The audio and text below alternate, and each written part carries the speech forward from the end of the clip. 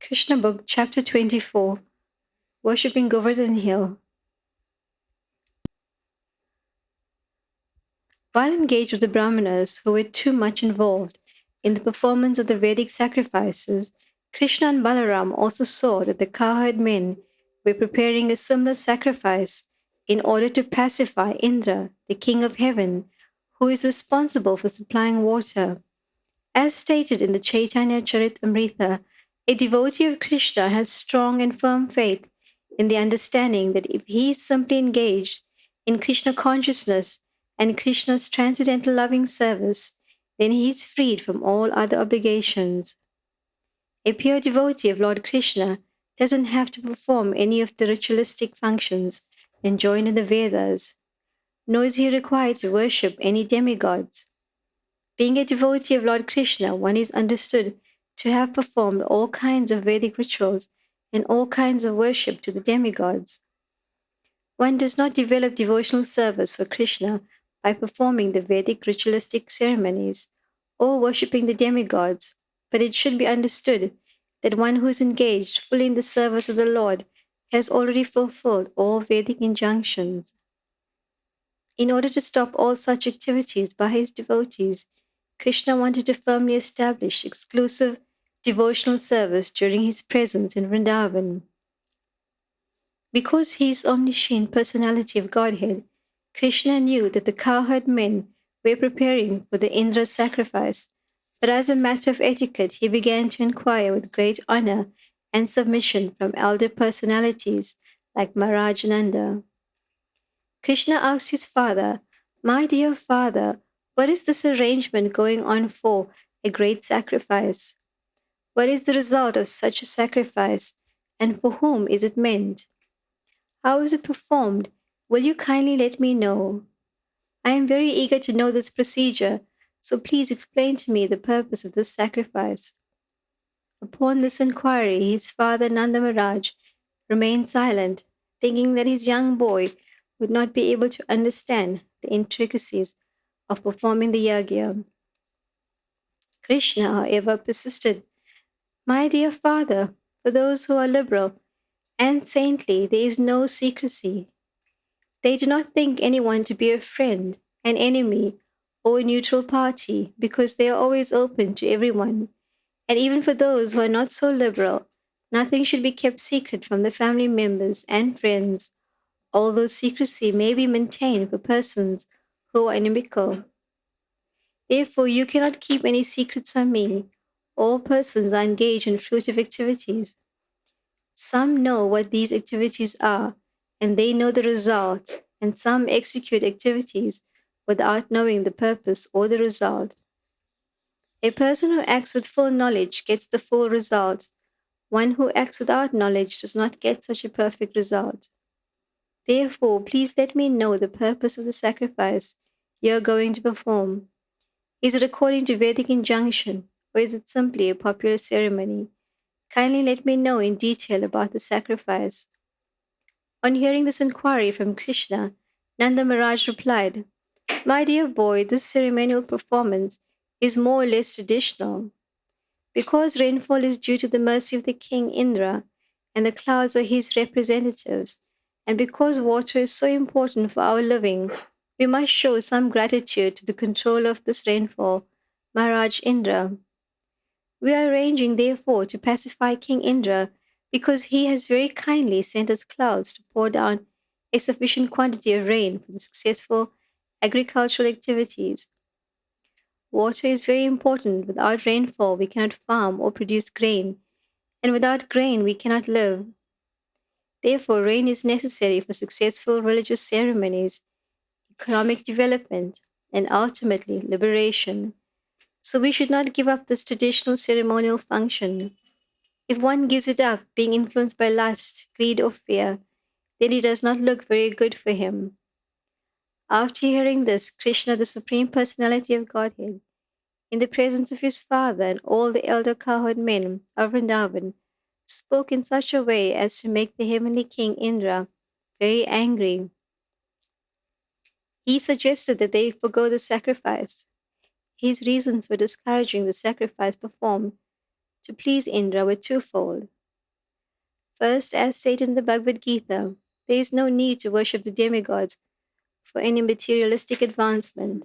All results derived from worshipping the demigods are simply temporary, and only those who are less intelligent are interested in temporary results. Second, whatever temporary result one may derives from worshipping the demigods is actually granted by the permission of the Supreme Personality of Godhead. It is clearly stated in the Bhagavad Gita, Maya vihitan hitan. Whatever benefit is supposed to be derived from the demigods is actually bestowed by the Supreme Personality of Godhead. Without the permission of the Supreme Personality of Godhead, one cannot bestow any benefit upon others. But sometimes the demigods become puffed up by the influence of the material nature, thinking themselves all in all. They forget the supremacy of the personality of Godhead. In Srimad Bhagavatam, it is clearly stated that in this instance, Krishna wanted to make King Indra angry. Krishna's advent was especially meant for the annihilation of the demons and protection of the devotees. King Indra was certainly a devotee, not a demon, but because he was puffed up, Krishna wanted to teach him a lesson. He first made Indra angry by stopping the Indra Puja, which had been arranged by the cowherd men in Vrindavan. With this purpose in mind, Krishna began to talk as if he were an atheist supporting the philosophy of karma mimamsa. Advocates of this philosophy do not accept the supreme authority of the personality of Godhead. They put forward the argument that if anyone works nicely, the result is sure to come. Their opinion is that even if there is a God who gives man the result of his fruitful activities, there is no need to worship him because unless man works, he cannot bestow any good result. They say that instead of worshipping a demigod or God, people should give attention to their own duties, and thus the good result will surely come. Lord Krishna began to speak to his father according to these principles of the karma mimamsa philosophy. My dear father, he said, I don't think you need to worship any demigod for the successful performance of your agricultural activities. Every living being is born according to his past karma and leaves this life simply taking the result of his present karma. Everyone is born in different types or species of life according to his past activities, and he gets his next birth according to the activities of this life. Different grades of material happiness and distress, comforts and disadvantages of life are different results of different kinds of activities from either the past or present life. Maharaj Nanda and other elder members argued that without satisfying the predominating God, one cannot derive any good result simply by material activities. This is actually the fact. For example, it is sometimes found that in spite of first class medical help and treatment by a first class physician, a diseased person dies.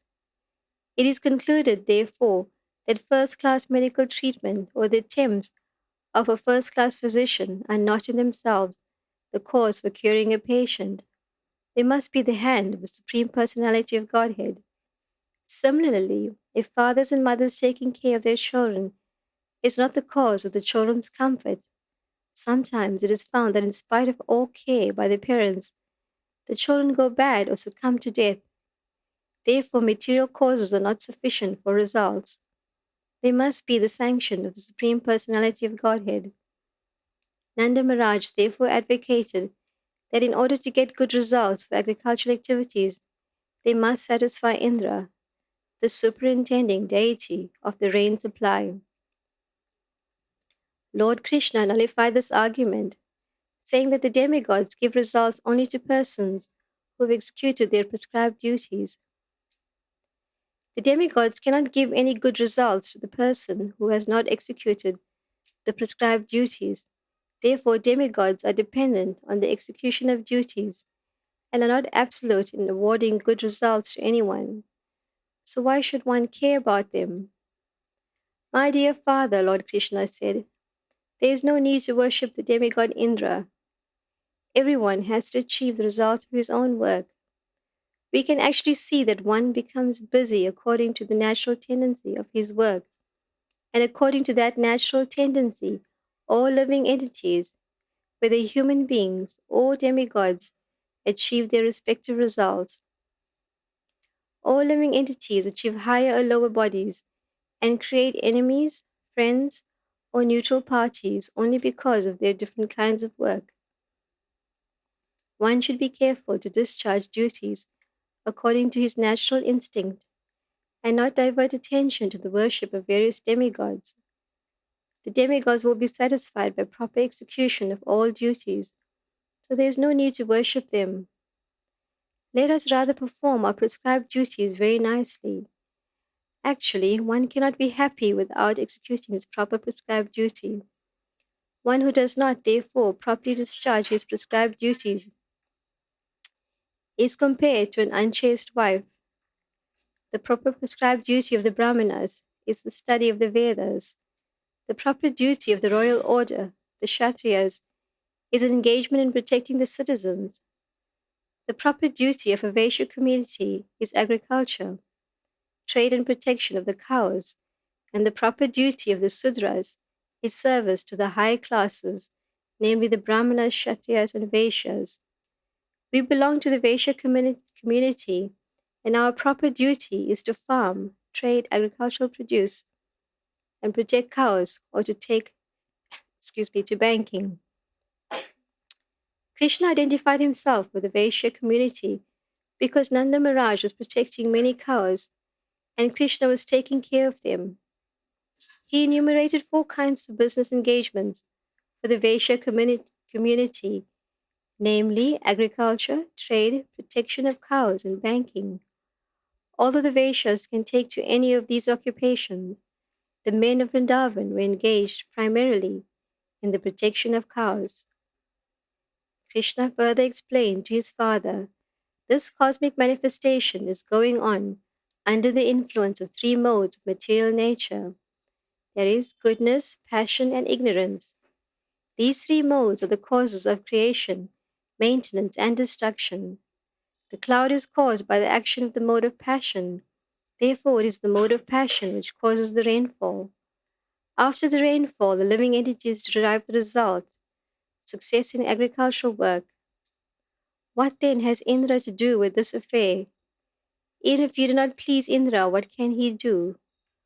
We do not derive any special benefit from Indra. Even if he is there, he pours water on the ocean also, where there is no need of water. So he is pouring for on the land. It does not depend on our worshipping him. As far as we are concerned, we do not need to go to any city or village or foreign country. There are palatial buildings in the cities, but we are satisfied living in this forest of Vrindavan. Our specific relationship is with Govardhan Hill and Vrindavan Forest, and nothing more. I therefore request you, my dear father, to begin a sacrifice which will satisfy the local Brahmanas and Govardhan Hill, and let us have nothing to do with Indra. After hearing this statement by Krishna, Nanda Maharaj replied, my dear boy, since you are asking, I shall arrange for a separate sacrifice for the local Brahmanas and Govardhan Hill. But for the present, let me execute the sacrifice known as Indra Yagya. But Krishna replied, my dear father, don't delay. The sacrifice you propose for Govardhan and the local Brahmanas will take much time. Better take the arrangement and paraphernalia you've already made for the Indra Yagya and immediately engage them to satisfy Govardhan Hill and the local Brahmanas. Maharaj Nanda finally relented.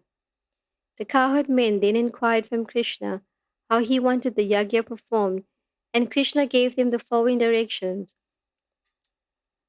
Prepare very nice foods of all descriptions from the grain and ghee collected for the yagya. Prepare rice, dal, and halwa, pakora, puri, and all kinds of milk preparations, such as sweet rice, rabri, sweet ball, sandesh, rasgulla, and laddu, and invite the 11 brahmanas who can chant the Vedic hymns and offer oblations to the fire. The Brahmanas should be given all kinds of grain in charity, then decorate all the cows and feed them well. After performing this, give money in charity to the Brahmanas. As far as the lower animals are concerned, such as the dogs and the lower grades of people, such as the Chandalas, or the fifth class of men, who are considered untouchable, they also may be given sumptuous prasadam. After nice grasses have been given to the cows, the sacrifice known as Govardhan Puja may immediately begin. This sacrifice will very much satisfy me. In this statement, Lord Krishna practically described the whole economy of the Vaishya community. In all communities in human society, including the Brahmanas, the Kshatriyas, the Vaishyas, Sudras, Chandalas, etc., and in the animal kingdom, including the cows, dogs, goats, etc., everyone has his part to play.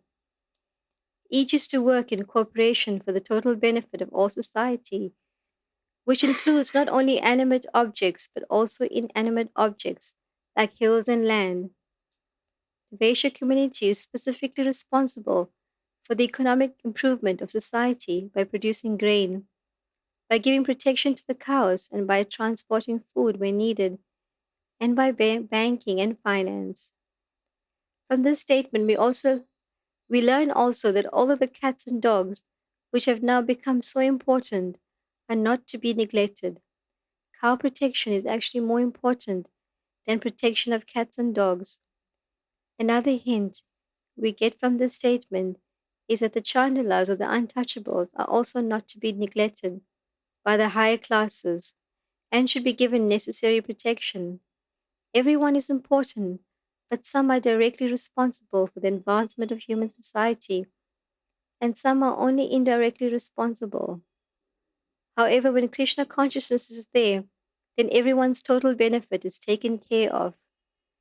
The sacrifice known as Govardhan Puja is observed in the Krishna conscious movement. Lord Chaitanya has recommended that since Krishna is worshipable, so his land, Vrindavan, and Govardhan Hill is also worshipable. To confirm this statement, Lord Krishna said that Govardhan Puja is as good as worship of him. From that day, Govardhan Puja has been going on and known as Anakuta. In all the temples of Vrindavan or outside of Vrindavan, huge quantities of food are prepared in the ceremony and are very sumptuously distributed to the general population. Sometimes the food is thrown to the crowds and they enjoy collecting it off the ground. From this, we can understand that prasadam offered to Krishna never becomes polluted or contaminated, even if it is thrown on the ground. The people therefore collect and eat it with great satisfaction. The Supreme Personality of Godhead, Krishna, thus advised the cowherd men to stop the Indra Yagya and begin the Govardhan Puja in order to chastise Indra, who was very much puffed up at being the supreme controller of the heavenly planets.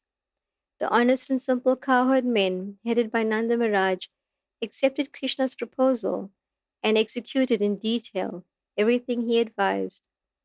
They performed Govardhan worship and circumambulation of the hill. Following the inauguration of Govardhan Puja, people in Vrindavan still dress nicely and assemble near Govardhan Hill to worship and circumambulate the hill, leading their cows all around. According to the instruction of Lord Krishna, Nanda Maharaj and the cowherd men called in the learned Brahmanas and began to worship Govardhan Hill by chanting the Vedic hymns and offering prasadam. The inhabitants of the Vrindavan assembled together, decorated their cows, and gave them grass. Keeping the cows in front, they began to circumambulate Govardhan Hill. The gopis dressed themselves very luxuriantly and sat in bull driven carts, chanting the glories of Krishna's pastimes. The Brahmanas assembled there to act as priests for Govardhan Puja, offered their blessings to the cowherd men and their wives, the gopis. When everything was complete, Krishna assumed a great transcendental form and declared to the inhabitants of Vrindavan that he was himself Govardhan Hill, in order to convinced the devotees that Govardhan Hill and Krishna himself are identical. Then Krishna began to eat all the food offered there. The identity of Krishna and Govardhan Hill is still honored, and great devotees take rocks from Govardhan Hill and worship them exactly as worship the deity of Krishna in the temples. The followers of Krishna conscious movement may therefore collect small rocks or pebbles from Govardhan Hill and worship them at home, because this worship is as good as deity worship. The form of Krishna who began to eat the offerings was separately constituted, and Krishna himself, along with the other inhabitants of Vrindavan, offered obeisances to the deity as well as Govardhan Hill. In offering obeisances to the huge form of Krishna and Govardhan Hill, Krishna declared, "Just see how Govardhan Hill has assumed this huge form and is favoring us by accepting all the offerings." Krishna also declared at that meeting, "One who neglects the worship of Govardhan Puja, as I am personally conducting it, will not be happy. There are many snakes on Govardhan Hill, and persons neglecting the prescribed duty of Govardhan Puja will be bitten by these snakes and killed." In order to assure the good fortune of the cows and themselves, all people of Vrindavan near Govardhan must worship the hill, as prescribed by me. Thus, performing the Govardhan Puja sacrifice, all the inhabitants of Vrindavan followed the instructions of Krishna, the son of Vasudeva, and afterwards they returned to their respective homes. Thus ends the Bhaktivedanta purport of the 24th chapter of Krishna worshipping Govardhan Hill.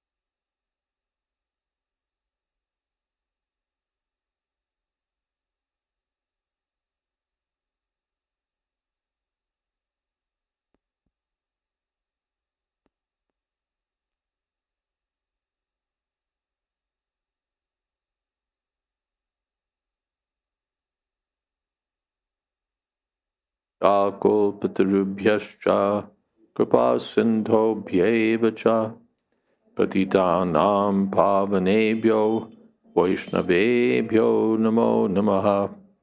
Shri Krishna Chaitanya Prabhu Nityananda Shri Advaita Gadadhar Shivasadi Gaur Bhaktavinda. Hare Krishna Krishna Krishna Hare Hare, Hare Rama, Rama Rama, Hare Hare. So we open with a parallel. The Brahmins had been performing really useless sacrifices, which they later repented doing, or at least they repented that they were just doing sacrifices and not be developing their love for Krishna. So here, again, Krishna saw that they're preparing for sacrifices. And Krishna wanted to establish pure devotional service. What is the use of these karmakandiya sacrifices for material fulfillment. Everyone should give up all other duties and surrender to me.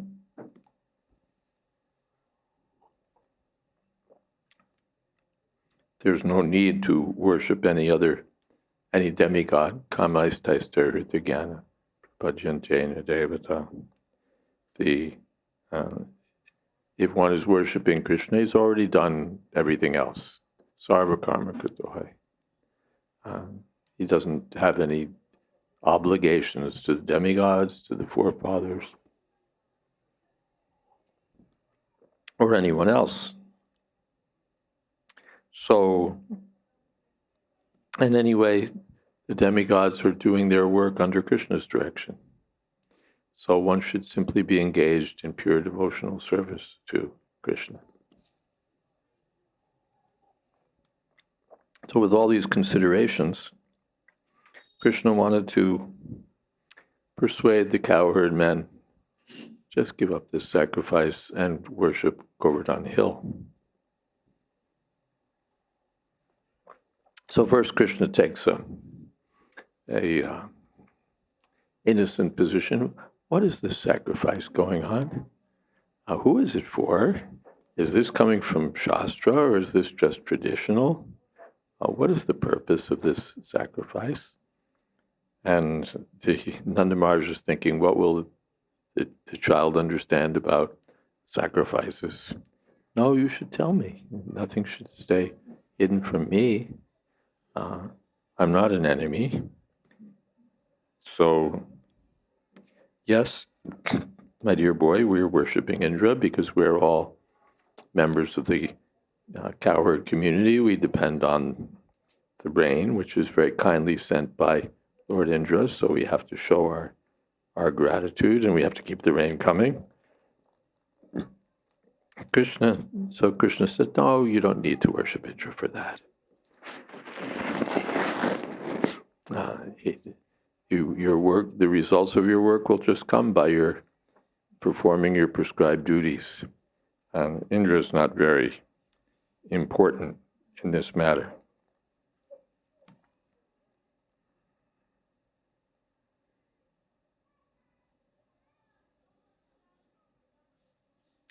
So actually Krishna wanted to dissuade them, and he also wanted to teach a lesson to Indra, as we will see. So Krishna was speaking like an atheist. There's no God in control of these things. It's just according to the laws of karma. That philosophy is their karma mimamsa.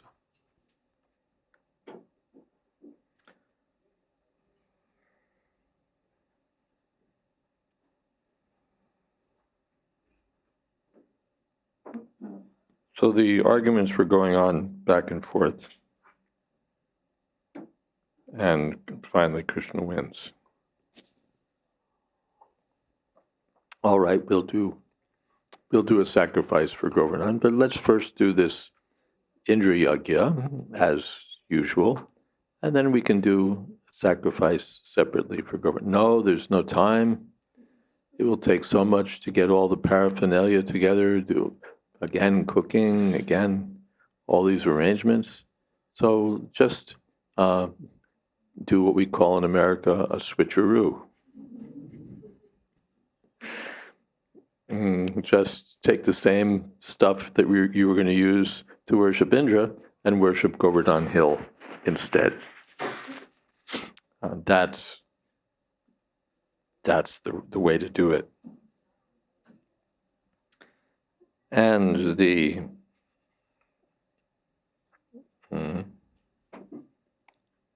and Nanda Maharaj agreed. Nanda Maharaj agreed that yes, we'll do it.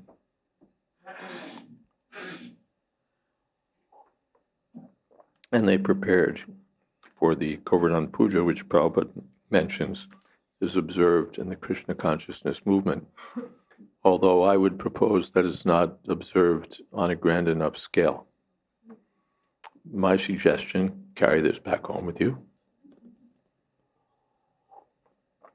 we're already accustomed to doing Rath Yatra festival on a grand scale. There's a big public festival. Sometimes we're doing Janmashtami on grand scale. We should also do the Govardhan Puja on a grand scale. As a public festival, it has all the necessary ingredients. It's got singing, it's got dancing, it's got food.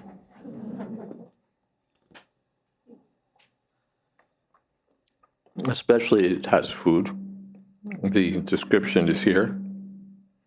What Krishna specified should be offered. Let's see. Where is that?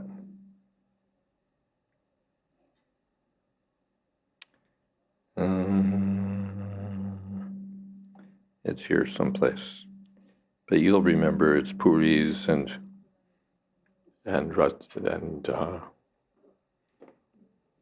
sweet rice and everything. The works, as they say.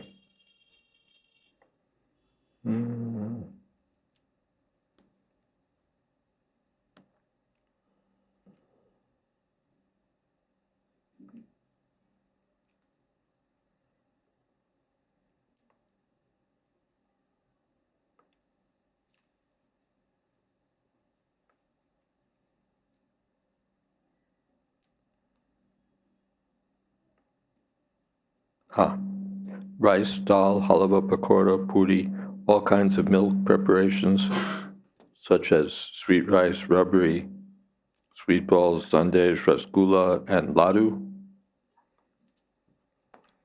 So, big time, so many things. So this is a natural festival that will attract. People can all take part in this, and it's mentioned that here in Vrindavan, even if it's thrown, people catch it and eat it very happily. So we should do this festival. For New York, the right venue would be Madison Square Garden, which is a huge, sports, big venue. And then you engage, lorries for the rice, and you make a proper hill. That's Prabhupada said, I can never think small. He can never think small. So, make a anakut. Kut means a mountain, and anna means rice. So you make a big mountain of food. You have a mountain of food festival.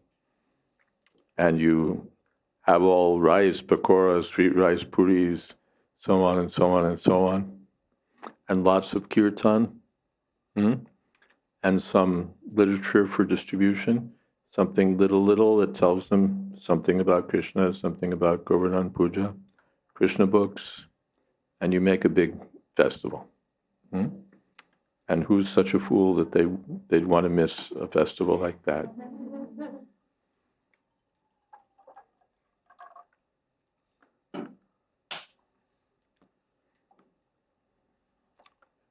And it doesn't matter, Indian or Western, everyone can appreciate that this is a festival to go to. So, yes, so the Govardhan Puja can be, what's the word? Up-leveled. These festivals are not just for our private enjoyment. They're opportunities for people in general, as Prabhupada would say, to take part, to be attracted and take part in Krishna's activities of Krishna consciousness. Anyway, Krishna engaged all the Brajbasis for this Anakut festival. They all agreed. And let's see. And people still in Vrindavan dress nicely and assemble near Govardhan Hill to worship and circumambulate the hill. This is also very important, dressing nicely. That's another reason to have a festival, so that all the ladies can have an opportunity to dress nicely.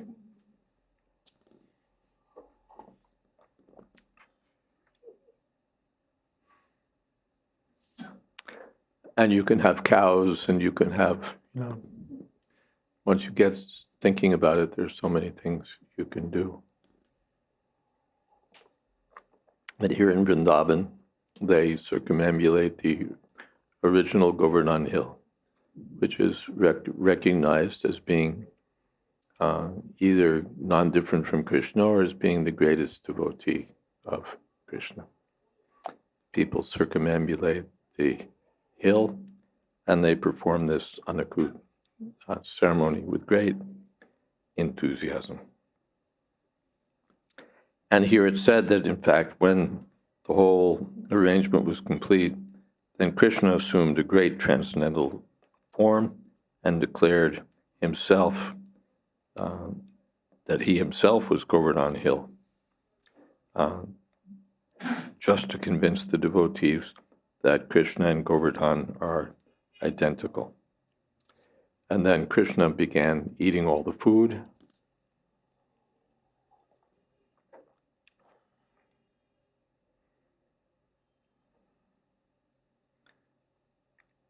And Krishna was separately saying, just look, see how Govardhan has assumed this gigantic form. And he cautioned that one who neglects this Govardhan puja will be bitten by the snakes. And to assure good fortune of the cows and themselves, all the people of Vrindavan near Govardhan must worship the Govardhan Hill. So then they perform the Govardhan Puja, and they all return to their homes. We can mention that later, Madhavendra Puri performed this Anakut festival. The deity of the Lord Gopal had been came to him in a dream that I'm under the ground here someplace. When the Muslims attacked, then the devotees hid me, but I've been in the earth too long, so you should please come and excavate me. So Madhavendra Puri did that. He excavated the deity of Gopal and then performed this Anakut ceremony to satisfy Krishna. And he did it in a big scale, not just a little offering, but grand scale, engaged all the villagers, cooking, and they can really, villagers can do a festival big time when they want to. They're really expert. I saw in one village we went to on Padayatra, and because Padayatra was there, they made a huge arrangement for having feast for the local people. And they, all during the day, they were cooking, and they would cook big pots of rice, and they dug a trench, and they lined the trench with white cloths, clean white cloths, and they're putting each new batch of rice there, filling it up. And they cooked so many things, and they arranged a big feast for the whole village. And village means like 4,000, 5,000 people. And they managed the whole thing expertly. So we should also have such expert management, get this Govardhan Puja festival together, at whatever size, start small and build up. And that will be pleasing to Krishna and pleasing to everyone. All right, any questions? Everyone except Indra, by the way, as we'll find in the next chapter. Any comments, questions? Yes.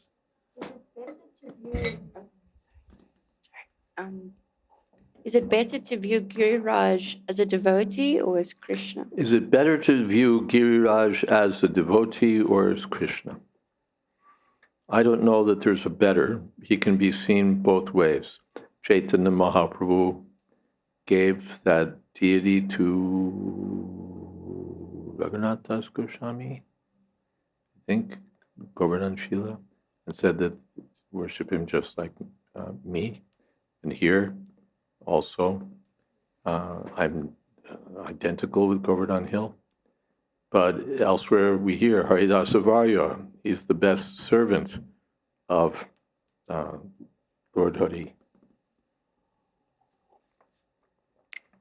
So there's, it's up to you. Different angles of vision.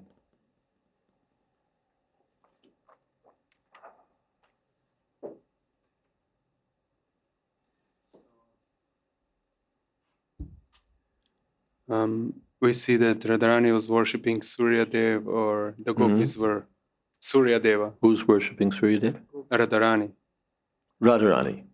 and gopis were worshipping Katyayani. So how is this any different? Is it because the goal of worship is different, or? Yeah, we were hearing that they're worshiping Katyayani, the gopis, Durga, demigoddess. What was their purpose? And please let us be engaged as in the service of Krishna. Let us be have Krishna as our husbands and serve him.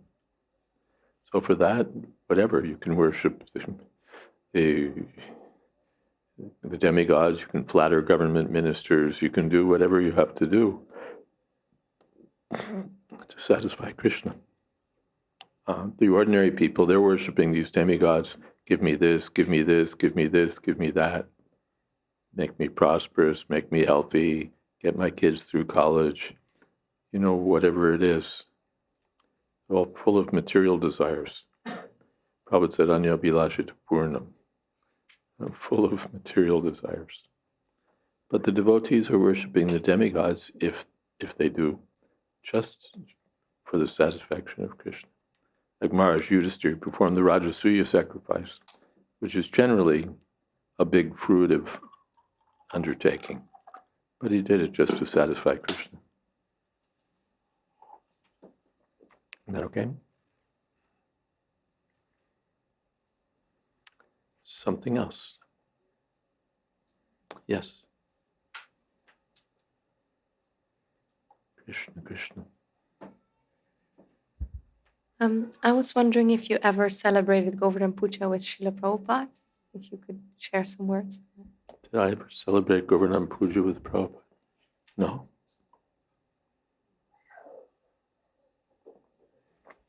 No. Or maybe you visited Govardhan Hill with him?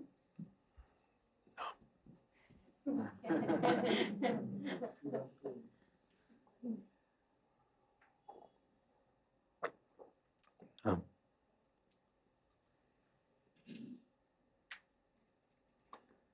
The early devotees who went to Vrindavan, Prabhupada took them to Govardhan in different places, but I wasn't in that crew.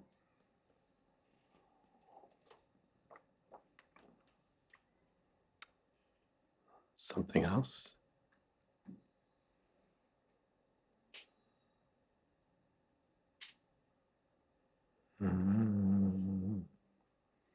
Okay, maybe we'll all go home early. Hare Krishna Maharaj. I was just about to say, Where are you? Oh, okay. Gargamuni Prabhu has the Prabhupada deity that was carried around Govardhan after he left his body. Oh. Is that? Yeah, that was, I wasn't with Prabhupada in Govardhan, but in Prabhupada's last days here, he was desiring to go to Govardhan because the Govardhan Puja was coming up, and Prabhupada was thinking about going to Govardhan. Loknath Maharaj had come. He'd been traveling with his ox cart program, Belgadi, bullock cart program, and Prabhupada liked that. And then he expressed the desire to go on Parikrama of Govardhan, because the Govardhan Puja was coming. And he was painting quite the adventurous picture of it. We'll have a bullock cart, and we'll arrange. We can have blankets, and we can have so we'll stay warm, and we can do our own cooking along the way. And you can come, and you can come, and you can come, and you can come. And Lokanath Maharaj will be the leader.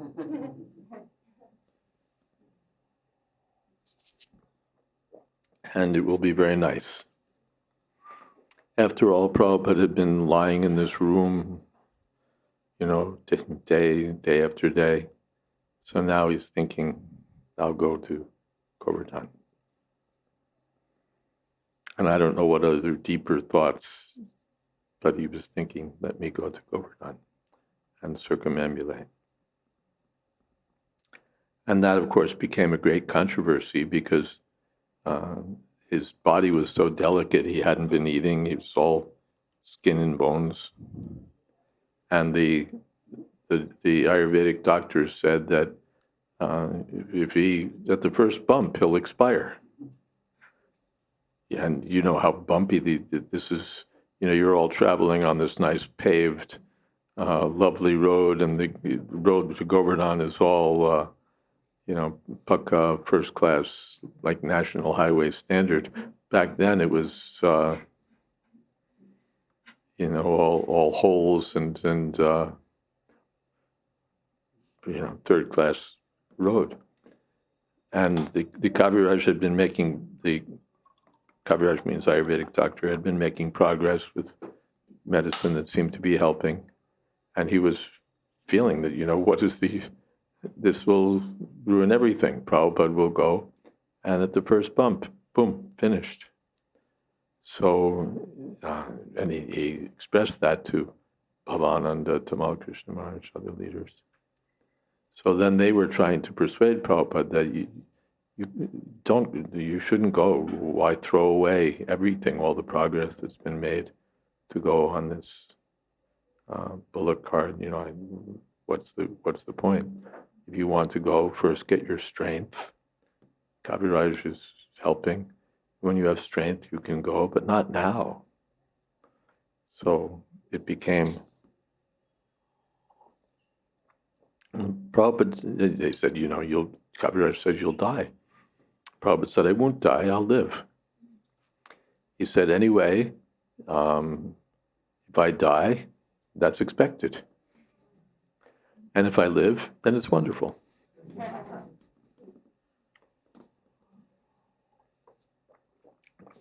So he was determined to go, and there was, on the one side, Bhavananda, Bhakti Chara Maharaj, Tamal Krishna Maharaj, all trying to persuade him not to go.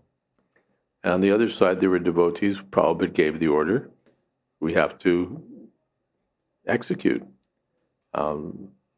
Hansadutta and Lokanath Maharaj went out and secured the bullock cart and the bull.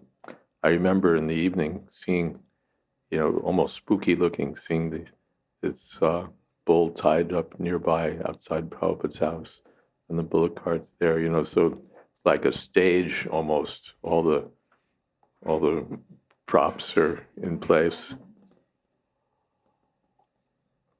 And there's dramas going on.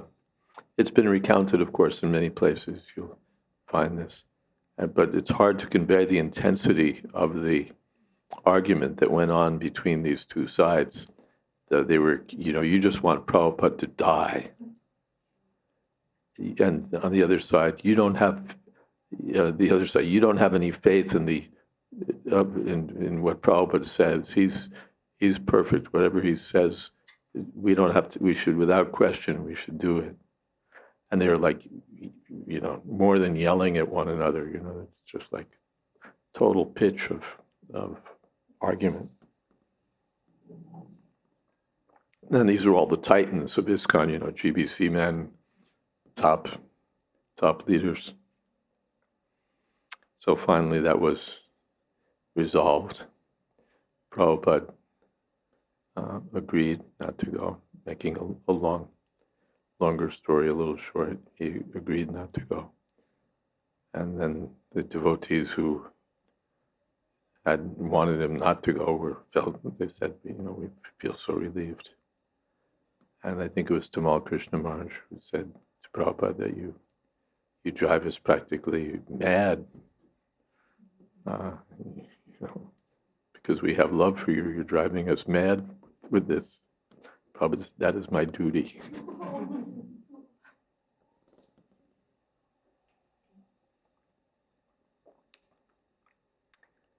Then after Prabhupada's departure, shortly after the Govardhan Puja, then they took Prabhupada's murti that Gargamuni has on Prikrama of Govardhan to fulfill that wish.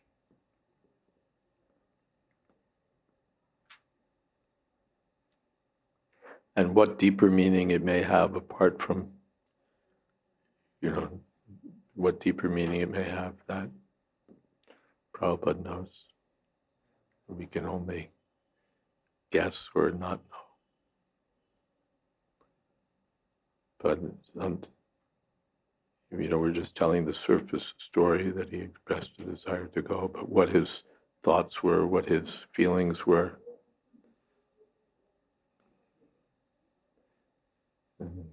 that may be deep beyond our understanding.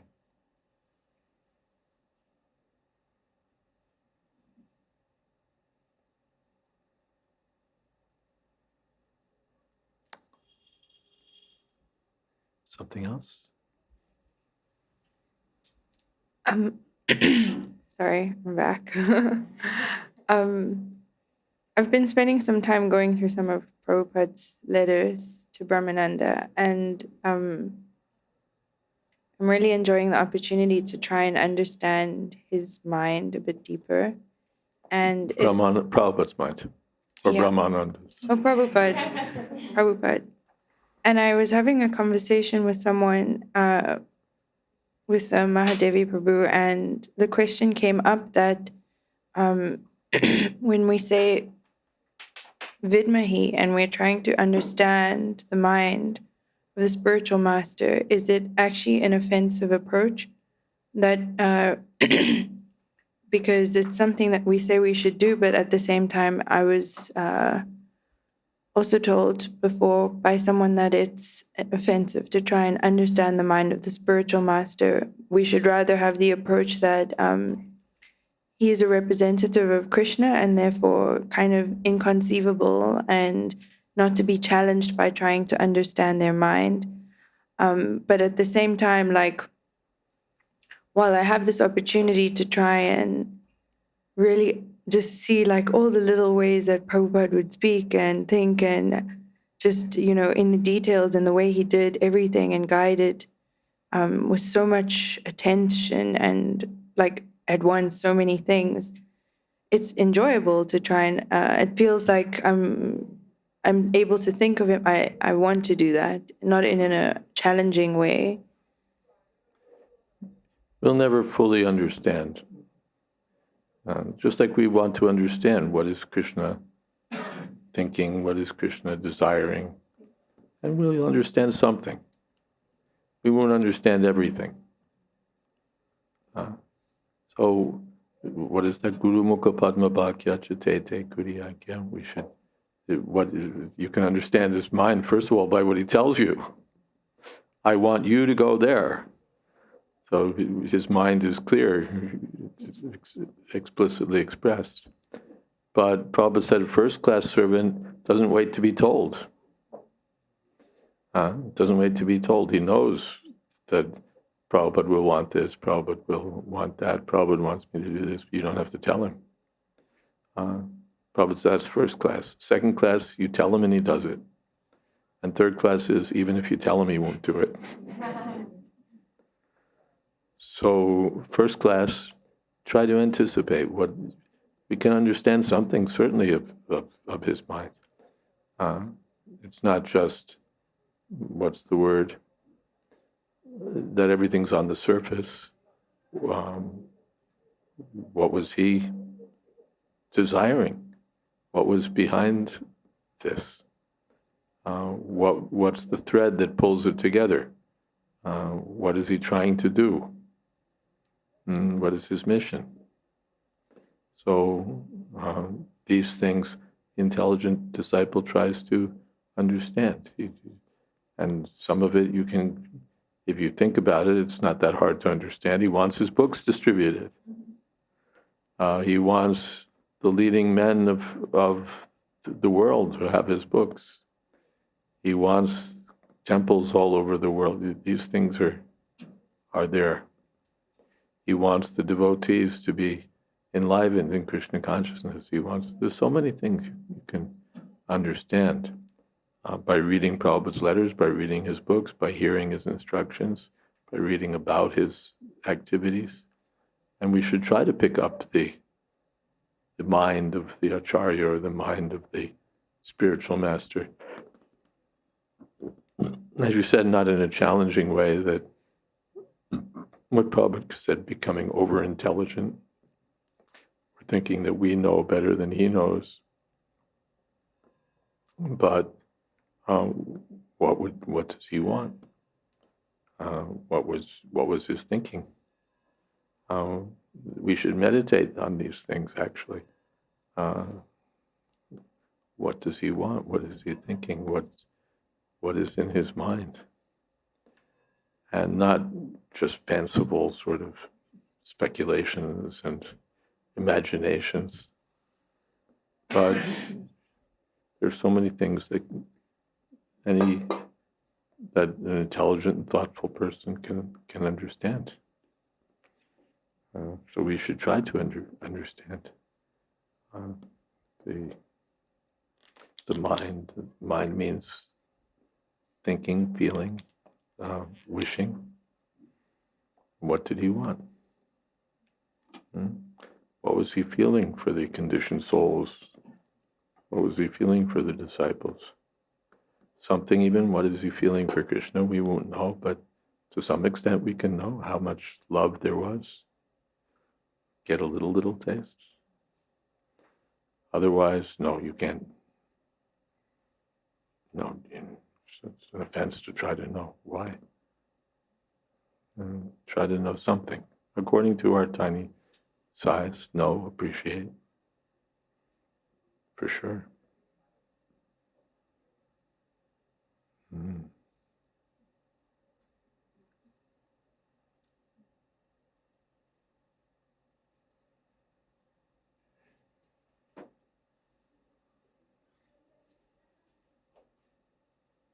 About Rupa Goswami. He was hearing Chaitanya Mahaprabhu reciting a verse at Ratha Yatra. Like what today we would call a cinema song, just a popular song, a popular love song. What is he? He's a sannyasi. He's at the Ratha Yatra in Puri, and he's singing a love song from, what is going on here? But Rupa Goswami understood it, and he wrote a Sanskrit verse on a palm leaf that gave the actual meaning of Lord Chaitanya's.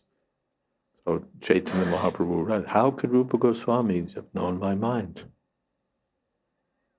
That means Rupa Goswami was trying to understand what is Chaitanya Mahaprabhu thinking. Sri Chaitanya Manobhistam. He has established what Chaitanya Mahaprabhu had in mind. So that means he's meditating. What is the Lord thinking? What does he want?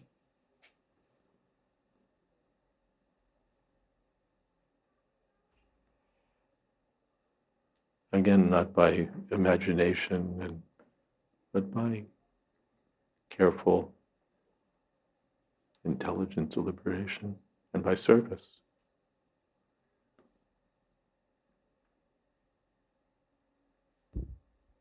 What is that? Nityananda Prabhu, he's approaching Jagai Madhai.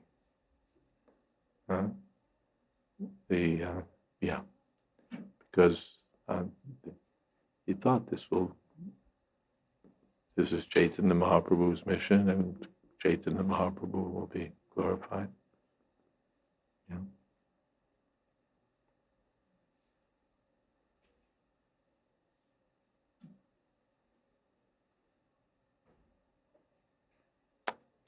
Something else?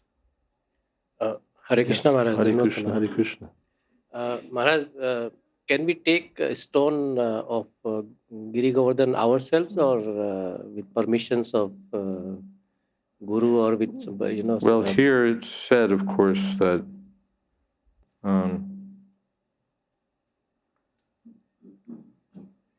that devotees sometimes do that. Where is that?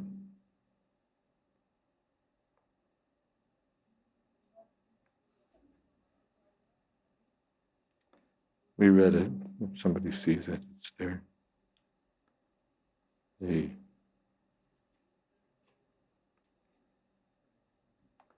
devotees sometimes, but we hear that one should accept a Govardhan Shila from someone who's a resident of Govardhan.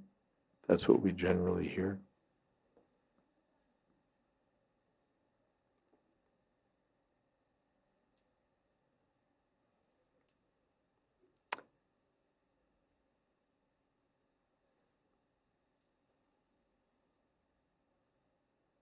And we're not just rock collectors.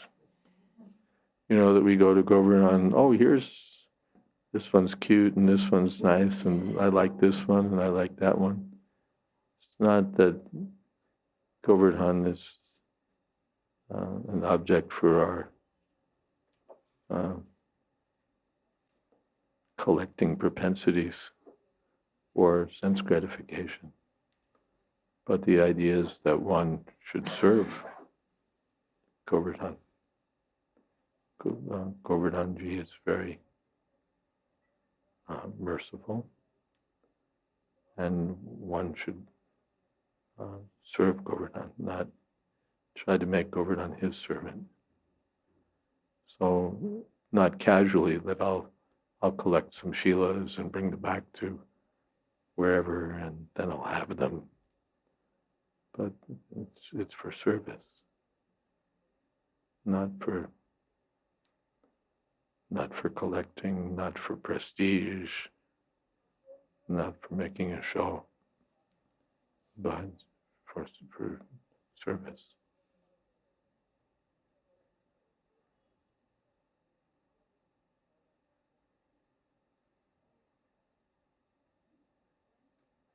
Is that okay? Yes, Maharaj, thank you. And yes, the permission of the spiritual master should be there for all of our activities. Yeah, somewhere it was mentioned, so I just wanted to clarify. Although when we do a parikrama, we are very careful. We do not even climb. Yeah, like we're not to climb Mahaprabhu Govardhan. has set examples. Yeah. Similarly, because in this it was written that, so I just thought to clarify once again, although we do not do such any activities, but still wanted to clarify again.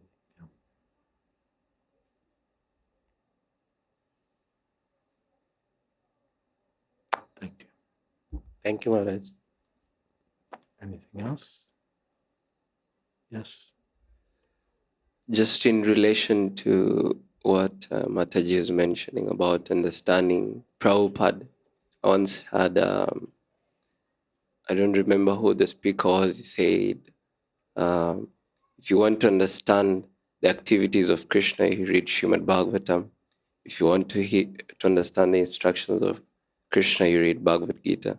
And if you want to understand the mind of Krishna, you read Chaitanya Charitamrita. Is it correct? That if you want to understand, run that past me again. If you want to understand the activities of Krishna, you read Srimad Bhagavatam. The instructions of Krishna, Bhagavad Gita, and the mind of Krishna, Chaitanya Charitamrita. I haven't seen that stated as, is that some sort of authoritative formula or something? I haven't seen it. Certainly, if you want to understand the instructions of Krishna, that's Bhagavad Gita, no doubt. And Srimad Bhagavatam is about Krishna, so that's there. Chaitanya Charitamrita, of course, is about Chaitanya Mahaprabhu. If you want to understand Chaitanya Mahaprabhu, read Chaitanya Charitamrita. But Chaitanya Charitamrita is not Chaitanya Mahaprabhu is not different from Krishna, or not different from Radha Krishna. So certainly you'll understand. But I don't recall reading someplace that formula. It was a lecture. I don't remember who was giving the lecture. Yeah. Right. But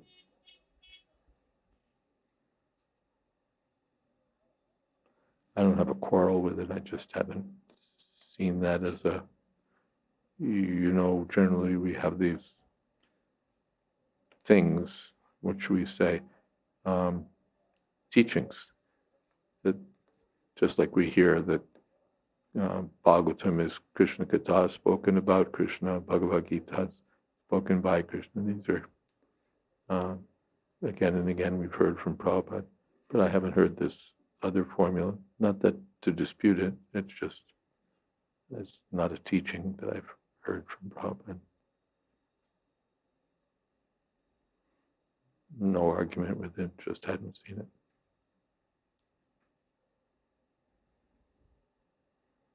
Yeah. Last, maybe, or thereabouts.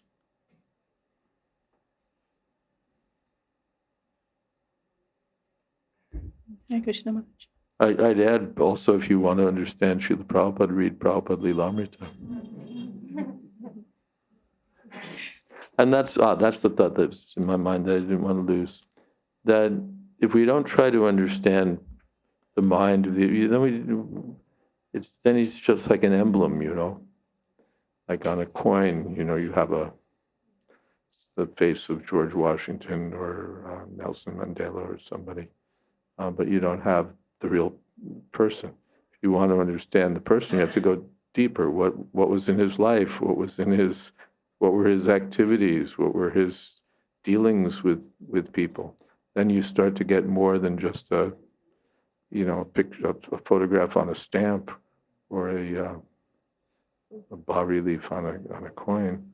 You start to get a person who has depth. So we should try to understand and appreciate and follow. Yes. Maharaj, you were mentioning how intense this mood was in Vrindavan when Prabhupada was leaving. I was wondering, after he left, how quick did that dissipate? Did everybody just work together and place Prabhupada in Samadhi peacefully? Were there still camps, or how did it? Oh, that fight between going on parikrama. Well, that became first of all a mood issue. Prabhupada decided not to go, and that was that. Even if you said no, we have to follow the orders of the Spirit. Well, he decided not to go. So that effectively ends the immediate controversy. Now, I'm sure people remembered that who was on which side and who said what, but we after that was settled up, then Prabhupada was there to serve, and there were so many. There's still the drama was still: is Prabhupada going to stay? Is Prabhupada going to leave? And day by day, different concerns about Prabhupada, and so and then the overwhelming force of Prabhupada's departure. So we had other things to think about than should he or should he not go on the bullock cart. That's like past history. Yeah. Krishna, Krishna.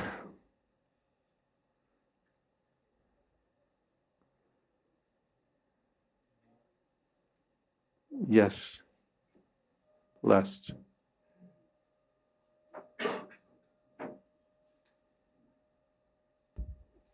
Krishna Maharaj, these 2 points again, I just want to clarify very shortly. The first thing is you mentioned about in your discourse that the village you went through Padayatra and they were very good. They were good at it organizing thing and very. Right. Why so? Because they were not so very literate people. I mean, they were very closely knitting families, and there was a concept of cooperation. Yeah. I mean, it's like a big family. Yeah. And they are treat them like family, and there is a sense of cooperation among them, amongst all the villagers. So that's why whatever they do as a collectively, it becomes like a process. It's like family affairs. Yeah. And everything is just become very so funny, and so faith is there and cooperation is there, and so enjoyment. Yeah. Because I've been through, I know. And first thing, and second thing, you were mentioning about the gurus. This Mataji is mentioning about the mind, no? Rather than understanding the guru's mind, try to understand the guru's mood, because that's more important than try to understand mind and mood is I can share the one example. When Prabhupada, his son went to Prabhupada, and he asked for some money and something. And Prabhupada said, can you check there's some money is left in my bank or something? And then his secretary said, there's no money left, Prabhupada. And he left. And Prabhupada went through this account, and he found there was some money left. So he asked this devotee to, why you didn't tell me about this thing. So he just said that because he wanted to, he's not the right person or something. So Prabhupada just appreciated him, and he said, you are my true disciple. You understand my mood. I'm not quite sure what the distinction is between mind and mood. Generally, mood is... Anyway, I don't quite understand the distinction, but yeah, I don't understand the distinction at all. But certainly, once you try to understand the mood of the spiritual master, mind, mood. I told you the story about Prabhupada and the fan, right? And Prabhupada was lecturing in Delhi. I didn't tell you that. Okay, there's a couple minutes. This is a Pandal program. Mayapur Vrindavan Festival was there every year, Kartik time. First, we would go to Mayapur and then come to Vrindavan. Sometimes, some years, they reversed it. Anyway, we went to Mayapur, we came to Vrindavan. Prabhupada was in both places.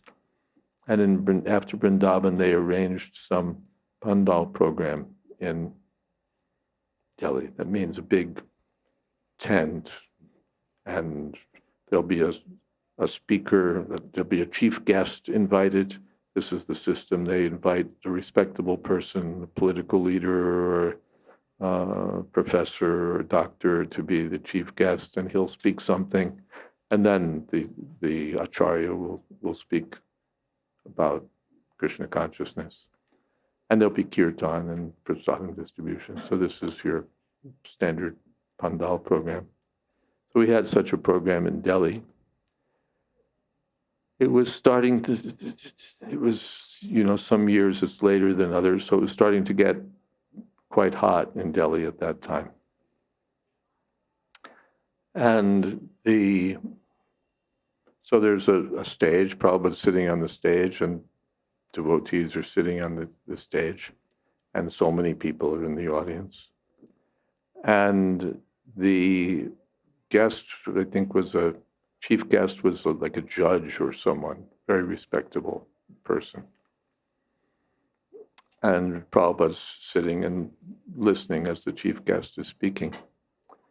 But on the stage was a big fan, a big industrial fan, because it's hot and we have to cool off the scene there. And this is like the 1970s, and it's India, and so the fan is, like a manufacturing plant. And it's making a racket, and it's hard to hear what the chief guest is saying.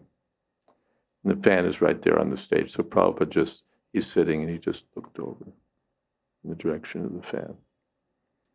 And I caught his glance, and I was sitting next to the fan. So I turned off the fan.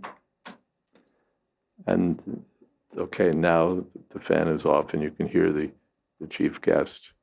And he's speaking all Mayavad, Krishna this and just that, all speculations. Prabhupada just looked over in my direction. And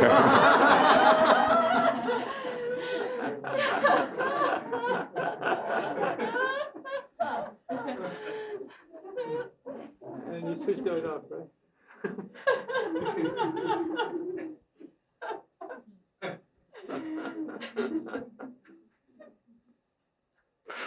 Okay, who's leading kirtan?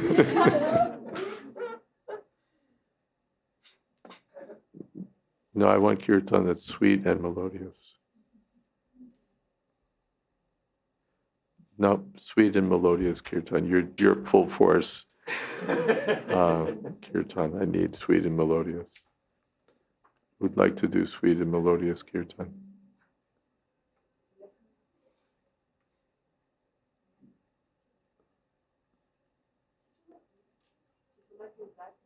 Hmm? Okay, yeah, you can.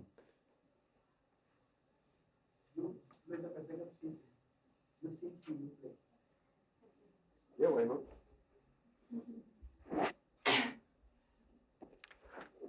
But not, other places, other times, other things, but here, not banging and loud, mild and gentle. For us old men. And don't let her leave without taking some prasadam. She's can't go without prasadam, against the rules.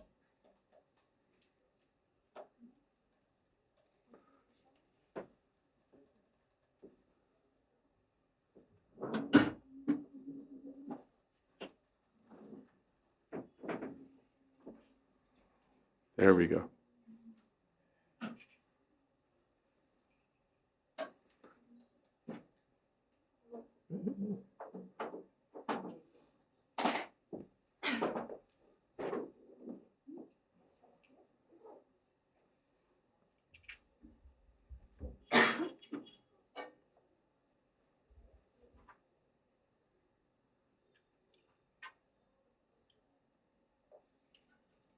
Okay.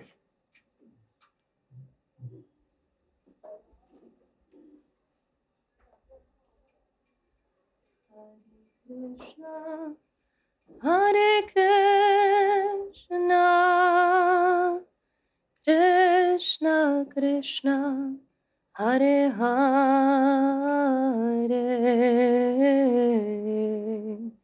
Hare Rama, Hare Rama, Rama Rama, Hare Hare, Hare Krishna. Krishna, Krishna Krishna, Hare Hare,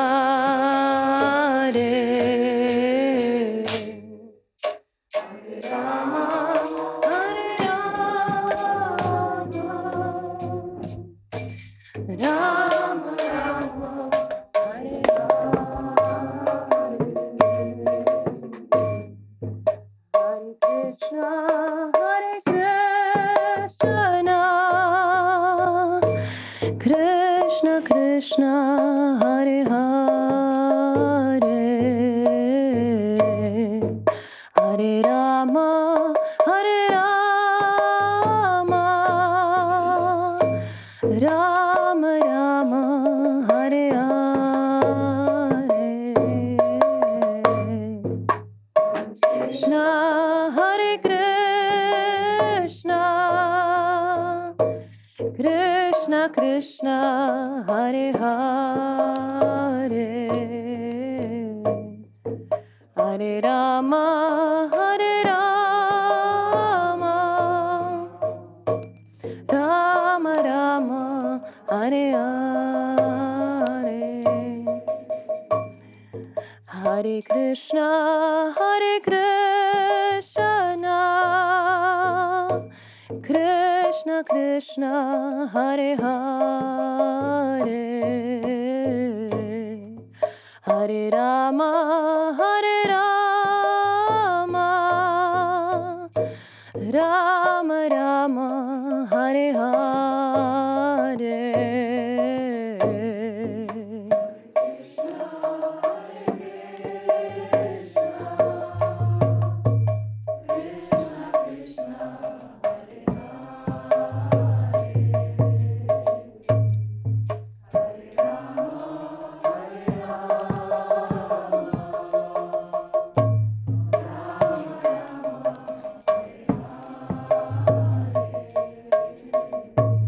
Hare Krishna, Hare Krishna,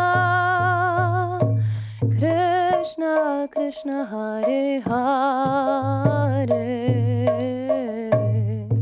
Hare Rama, Hare Rama, Rama Rama, Hare Hare.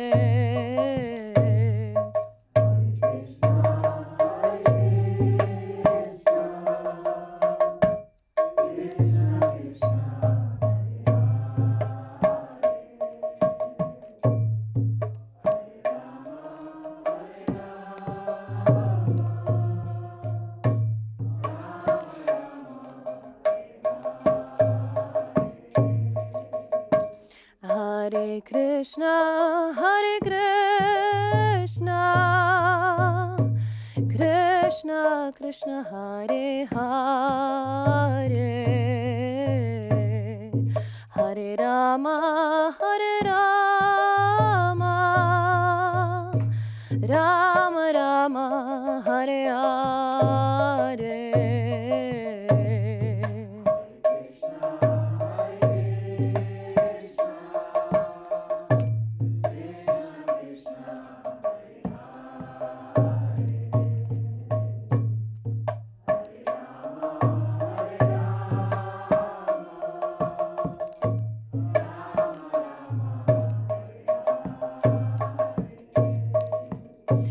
Hare Krishna, Hare Krishna, Krishna Krishna, Hare Hare, Hare Rama, Hare Rama, Rama Rama, Hare Hare.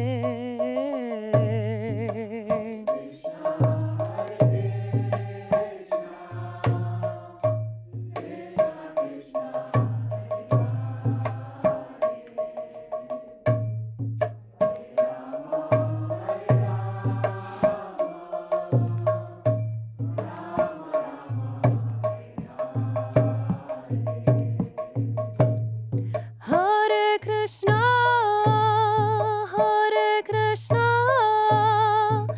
Krishna Krishna, Hare Hare, Hare Rama, Hare Rama, Rama Rama, Hare Hare.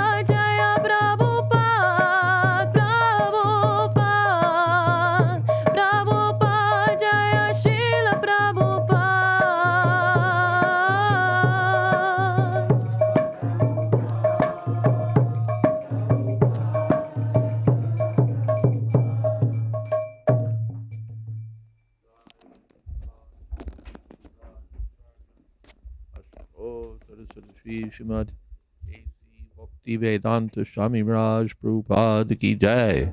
Ananta Koti Vaishnavrinda Ki Jai. Namacharya Srila Haridas Thakur Ki Jai. Prem Sakaho Shri Krishna Chaitanya Prabhu Nityananda. Shri Advaita Gadadhar Shivasadi Gaur Bhaktivinoda Ki Jai.